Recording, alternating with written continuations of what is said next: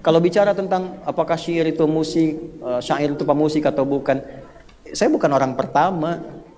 Ya, di kalangan teman-teman salafi pun ada yang menyebut syair dengan nyanyian, dengan musik. Coba buka deh Ustadz Yahya Badrul Salam itu ya. Itu punya kajian, bahkan dia nulis status tanggal 3 September 2018, itu ada statusnya. Situ. Kita ngajar itu untuk menyampaikan ilmu, bukan untuk berdebat dengan orang lain. Kalau mau debat, bukan di sini sesinya. Hadir antar guru datang. Duduk, bagusnya di MUI supaya ada yang lain menyimak, duduk semuanya. Atau di Kemenak bikin forum. Kami dulu biasa dari kecil kami ditanya hukum musik apa, lalu saya jelaskan. Saya menjelaskan pendapat ulama. Ini pendapat ulamanya, karena saya mesti jujur. Kita ditanya kan nggak boleh sembunyikan. Celaka kalau saya sembunyikan. Saya jelaskan hukumnya begini, yang menghalalkan ini batasan-batasannya. Dalilnya ini, ulamanya ini, sanadnya begini, kitabnya ini. Saya sebutkan sampai kitabnya. Yang mengharamkan begini, dalilnya begini, alasannya begini, ini seperti ini. Ini seperti ini. Sedangkan sikap saya terhadap musik, karena saya ini senangnya Quran, cintanya Quran, insya Allah ahli Quran, saya tidak cocok dengan musik, nggak suka musik. Kalau saya jauhi. Dan saya melarang murid-murid saya yang ahli Quran untuk mendekati musik. Tahu? Ini Zaki ini murid saya nih, dari 4 tahun ngaji. Alhamdulillah sampai selesai Quran. Kan? Pernah nggak Buya bilang tuh dekati musik? Nggak pernah. Nggak pernah. Alhamdulillah beliau juara kemarin. Nggak boleh sebut lah. Udah. Itu ya. Alhamdulillah. Dan saya selalu larang. Saya bahkan larang yang ikut kompetisi lagi ya. Sudah. Supaya menjaga. Supaya tetap jaga sifatnya, niatnya dan sebagainya. Coba saya terangkan hukum. Saya jelaskan sikap saya. Kenapa saya harus salah? Kan jadi masalah. Setelah dijawab itu pindah lagi kepada persoalan lain. Kan? Oh ini nggak bisa bedakan musik dengan syair. Lalu saya jelaskan lagi. Dan bukan cuma saya yang jelaskan demikian. Orang yang tahu. Ini ada Kiai Haji Saiful Islam Mubarak.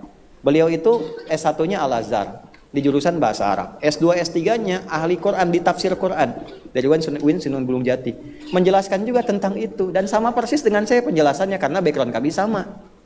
Ngajinya sama. Tidak ada perbedaan di situ. Setelah saya jelaskan, ngejar lagi yang lain. Gak akan berhenti-berhenti.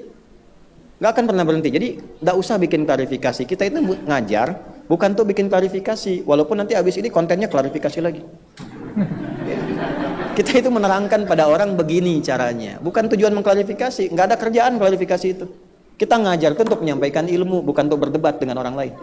Kalau mau debat, bukan di sini sesinya. Hadir antar guru datang. Duduk, bagusnya di MUI supaya ada yang lain menyimak, duduk semuanya. Atau di Kemenak bikin forum. Kami dulu biasa dari kecil kami. Dari di pesantren begitu. Kita duduk, ketemu, bahas. Ya, saya di Timur Tengah, di Libya, itu bukan cuma dengan muslim, dengan non-muslim. Antum kalau tahu Rowan Williams yang menikahkan Kate Middleton itu kami tuh ada satu duduk diskusi di satu panel yang sama. Itu, dan tidak ada masalah di situ. Tidak ada masalah. Nanti lari lagi. Di mana ditemukan surat musik? Gak ada satupun menyebut ulama dari salaf mengatakan surat pemusik. Ini kan sudah logical fallacy, salah berlogika.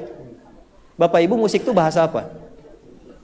Bahasa Indonesia sekarang. Diserapnya dari bahasa apa?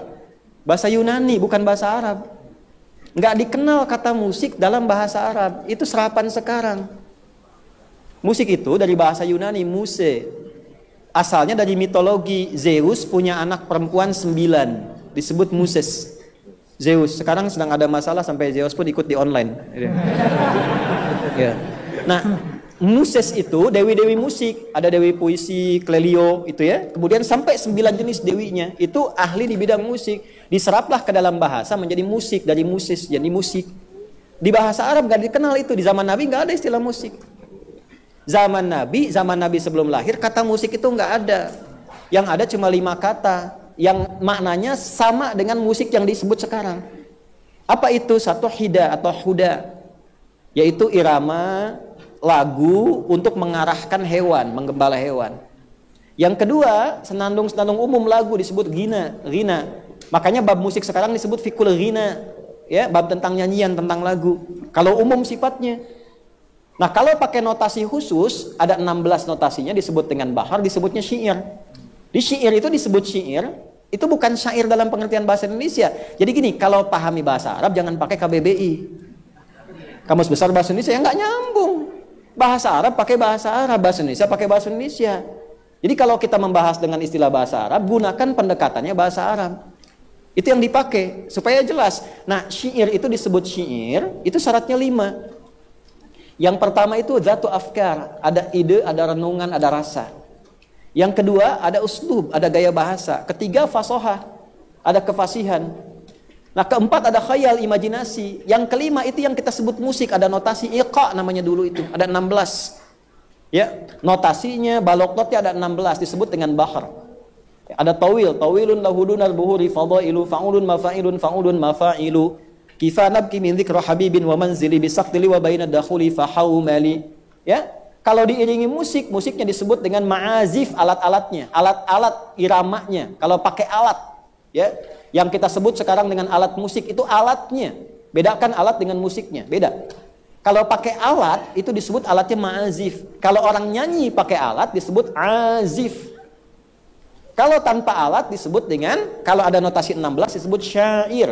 Kalau nggak pakai notasi bebas disebut ghina. Kalau untuk hewan disebut hida. Kalau bikin konser, festival diperdengarkan disebut sama. Itulah 5 kata. Jadi nggak ada kata musik. Adanya hida, yang kedua ghina, yang ketiga syair, yang keempat azif, yang kelima adalah sama. 5 kata ini yang diterjemahkan sekarang kepada terjemah musik. Jadi kalau Anda ngaji kitab, Anda nggak akan temukan kitab ulama dulu menyebut musik itu nggak ada. Yang ada itu ghina, yang ada itu syair. Makanya di Al-Bukhari disebutkan Nabi SAW mengatakan, la'amla'anna, lebih bagus seseorang itu memakan atau meminum nanah dibandingkan memenuhi perutnya dengan syair. Diterjemahkannya dengan musik, dengan nyanyian. Di bab pengharaman dengan kasus tertentu. Jelas nggak sampai sini?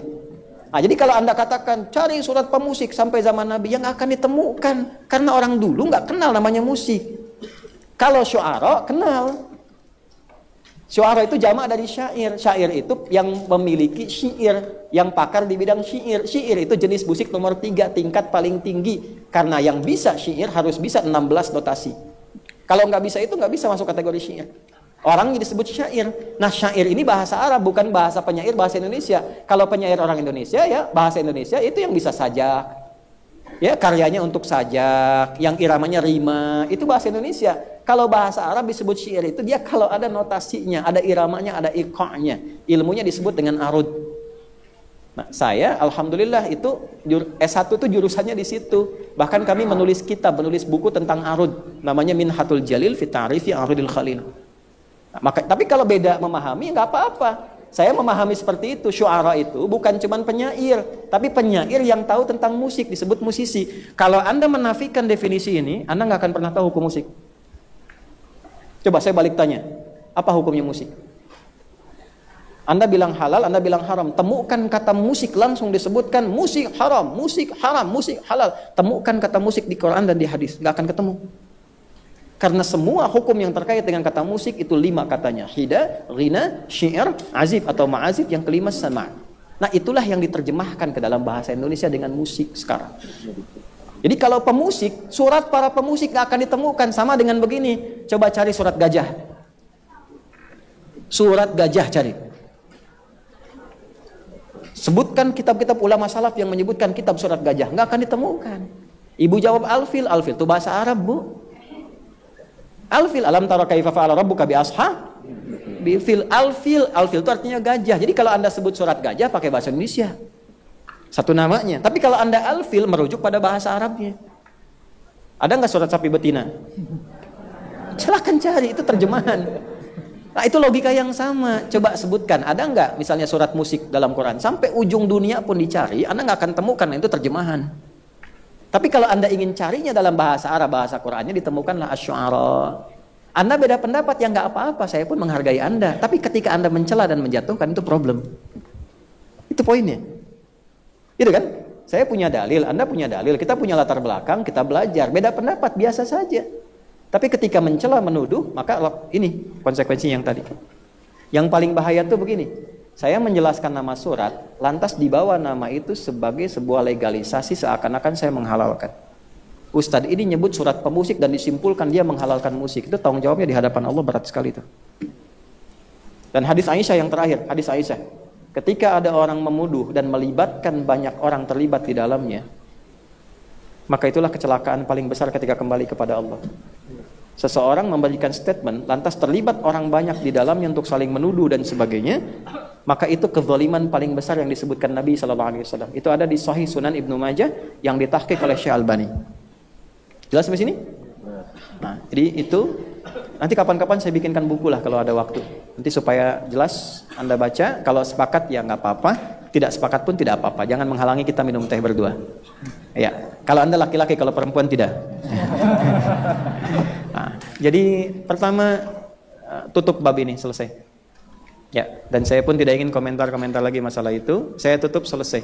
Dan saya menghimbau kepada semuanya, sudah abaikan saja, jauhi saja, jangan banyak berdebat. Kalau Anda tidak sepakat, ya hormati. Kalaupun sepakat, ya silakan alhamdulillah rajut silaturahim di antara seluruhnya. Gak usah bikin konten. Saya pun tidak berminat bikin konten 41, 42, 43 untuk apa? Gak ada kerjaan. Dan gak usah rendahkan orang. Ya. Dan gini, kalau mau diskusi yang ilmiah, jangan kita bawa kitab gak nyambung. Saya menyampaikan kitab Murujud Zahab, karya Al-Mas'udi.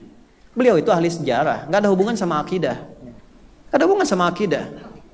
Kok yang dibahas akidahnya? Tapi yang paling lucu, judulnya dibaca, isinya tidak. Kan repot, lalu disimpulkan akidahnya ini. Lalu dihubung-hubungkan, orang ini Syiah atau bukan. Dan itu untuk apa? Sementara Anda bikin skripsi, dari referensinya yang keempat itu ngambilnya dari orang Yahudi. Ya, Will itu yang diambil skripsinya, referensi yang keempat itu dari orang Yahudi. Sekolahnya itu di tempat Wharton School. Wharton School itu punyanya orang Israel. Israel Club, yang sekarang hasil dari situ dipakai untuk jadi peluru nembakin anak-anak Palestina. Kan tidak mungkin saya berkata, gelar Anda didapatkan dari satu sumbangan untuk membunuh anak-anak Palestina, kan nggak mungkin, itu tidak ilmiah. Itu buruk gitu. Nah, itulah cara berpikir yang tidak tepat. Tapi jangan jadikan itu sebagai sandaran untuk menjatuhkan orang, nggak boleh. Ya, saya tetap referensikan kok teman-teman ngaji dengan siapapun. Bahkan teman-teman siapapun saya pernah sebut kan, silahkan ngaji dengan Ustadz Fulan, ngaji dengan Ustadz Fulan, saya sebut nama-namanya. Ya, kita harus objektif, terbuka, fair. Kalau ada kebaikan, kita tunjukkan, referensikan. Sebab begini, kalau Bapak Ibu hanya fanatik pada satu dan dilarang pada yang lain ketika salah, itu bahaya. Misal. Kalau saya mengatakan misal saja, dan itu salah, dan Anda fanatik dengan saya, itu bahaya. Misal saya katakan, Bapak Ibu, rukun wudu itu cuma wajah dan tangan sampai siku. Itu yang pokok misalnya, selebihnya itu sunnah misalnya. Dan itu salah. Karena rukun wudu itu ada 6. Dan 4 itu jelas dituliskan dalam Al-Quran. Dari mulai wajah, tangan sampai siku, basuh kepala sampai kaki, sampai kedua mata kaki. Lalu tertib, 6 rukun. Lalu saya sebutkan 2. Dan itu jelas salah. Lalu Anda fanatik dengan saya, diluruskan orang, Anda gak akan terima. Dan bela saya, itu bahaya. Itu bahaya. Nah, jadi kalau saya mengajar mampu mendekatkan Anda pada Allah, kemudian Anda belajar bertambah pengetahuan, dan benar sumbernya, silahkan amalkan. Tapi kalau pengajaran saya tidak membuat Anda dekat dengan Allah dan menjauh dari pengetahuan, cepat tinggalkan saya, cari guru lain yang lebih baik. Jelas? Baik, terakhir, semoga kita dirahmati oleh Allah Subhanahu wa taala, diberikan kasih sayang yang mendalam. Saya menghimbau, ada isu besar yang sekarang kita mesti bantu untuk praktek. Sebagai penutup, kami mungkin antara Senin atau Selasa akan meninjau ke Luwu di Sulawesi. Teman-teman sedang terkena banjir, jadi sibuk macam-macam, kita lupa dengan saudara sendiri. Itu sudah lebih dari 15 orang wafat, meninggal. Terus masih ada yang di gunung, belum dievakuasi. Evakuasinya mesti pakai helikopter. Terendam, masjid-masjid banyak yang terendam, jembatan. Kami sudah kontak dengan otoritas terkait, sudah di assessment. Nanti teman-teman yang mau ikutan nanti kita sampaikan.